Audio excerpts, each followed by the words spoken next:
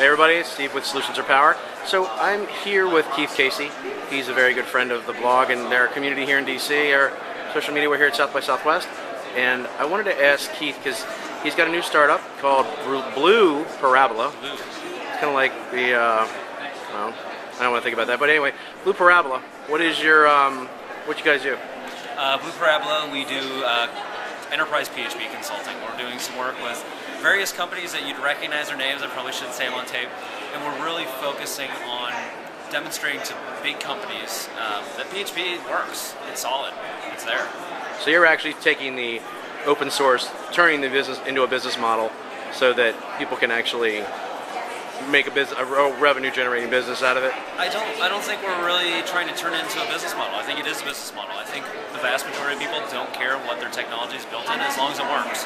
We're just trying to demonstrate to them that, yeah, PHP works. I mean, there's this little company called Facebook, another one called Dig, another one called Yahoo that use PHP from top to bottom, and it works for them.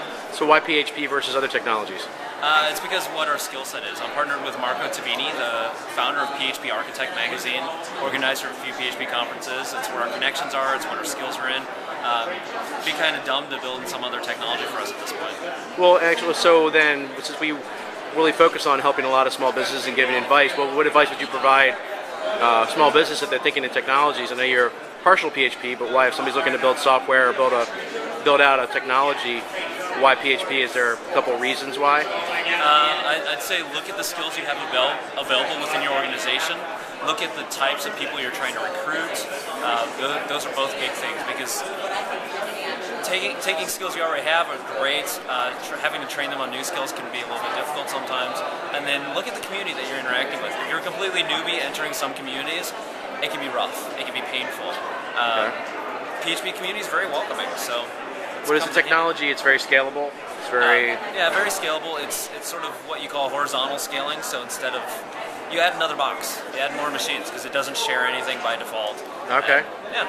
That's good. So for those who are starting businesses out there, you've helped co-found a bunch of different businesses in the past. You've joined other startups, and you're doing the next one. You're a serial entrepreneur. What would you recommend those who are beyond the recruiting or after the fact being managed team, but if thinking about co-founding or being asked by their best friend or their family member, or probably I've excluded two of the worst things people you should go into business with, but those who may have a good idea, what do you look at when you evaluate? Because to be a part of something that was going to require your time and a lot of your life. I'd say never found with a family member, because you can't sort of cut them out of your life at any point if things go badly. Same thing goes with friends. You have to be really careful with that. But probably for founders, joining up with founders, the most important thing, no matter who you found with, is get in writing.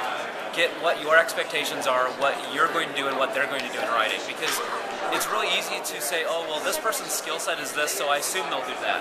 Just get in writing and say, I'll do these things, you'll do these things, and get all the misunderstandings figured out now before there's any hard feelings. So would you say, last question is, there's usually two co-founders, which usually makes for a lot of friction if there's I see it this way and I see it the other way and there's no room.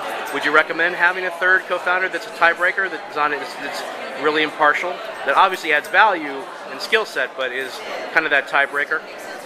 That's a good question. I've seen it done a couple different ways where there's sort of a third person that, like each of the two founders owns 48, 49%, and that last person owns just a couple percent, enough to tip things one way or the other. Would you mean like they may be a board member and that might be board stock, so they might not be a management team member, but if this has to go all the way up the totem pole, and should we be an incorporation or an LLC, and you both just can't decide, you both have your position and you need to go a certain way.